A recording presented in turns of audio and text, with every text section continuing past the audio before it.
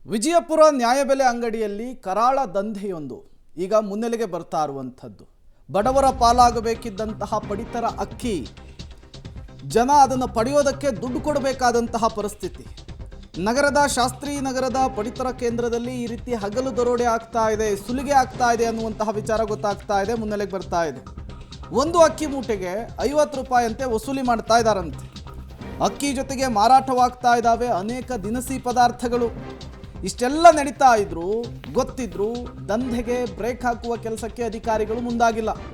ಪಡಿತರ ವಸೂಲಿಗೆ ನಗರದ ಜನ ಹೈರಾಣಾಗಿ ಹೋಗಿದ್ದಾರೆ, ಸಾಕಾಗಿ ಹೋಗಿದ್ದಾರೆ. ಸಂಬಂಧಪಟ್ಟ ಅಧಿಕಾರಿಗಳ ಗಮನಕ್ಕೆ ತಂದರೂ ಕೂಡ ಯೂಸ್ ಇಲ್ವಂತೆ.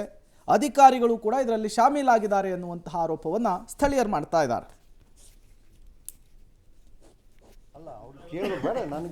50 ರೂಪಾಯಿ ಕಂಪಲ್ಸರಿ ಅಲ್ಲ, ಇದೇನಿದೆ ಜೀರಿಗೆ ಸಾಸಿವೆ ಅರ್ಶಿನ ಏನು ಕೊಡ್ತೀವಲ್ರಿ, ಅವ್ರು ಯಾರು ತಗೋತಾರಲ್ಲ ಅವ್ರಿಗೆ ಕೊಡೋದು, ಮತ್ತು ಯಾರು ಬೇಡ ಅಂದ್ರೆ ಅವ್ರಿಗೆ ಇಲ್ಲ. ಇದು ಪ್ರೈವೇಟ್ಲಿಂದ ನಾವು ಕೊಡೋದಂಥದ್ದು ಇದು ರಾಜ್ಯಪಾಲಿಂದ ಸೈನಿದೆ, ಅದ್ರ ಸಲಾಗಿ ಏನಿದೆ ಯಾರು ಬಿಡ್ತಾರಲ್ಲ ಅವ್ರು ಕೊಡುವುದು.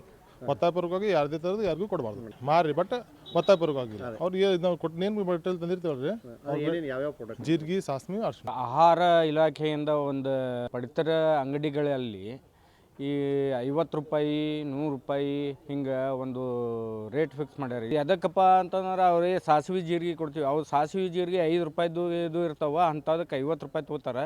ಇದು ಯಾವುದೂ ಇಲ್ಲ, ಸರ್ಕಾರದೊಳಗಿಲ್ಲ ಸಾಸಿವೆ ಜೀರಿಗೆ ಕೊಡೋದು ಮತ್ತು ಯಾವುದೂ ಇಲ್ಲ. ಅಧಿಕೃತವಾಗಿ ಏನಿರ್ತದೆ ಅದನ್ನು ಅಷ್ಟೇ ಕೊಡಬೇಕು. ಒಬ್ಬ ಗಿರಾಕಿಗಳಿಗೆ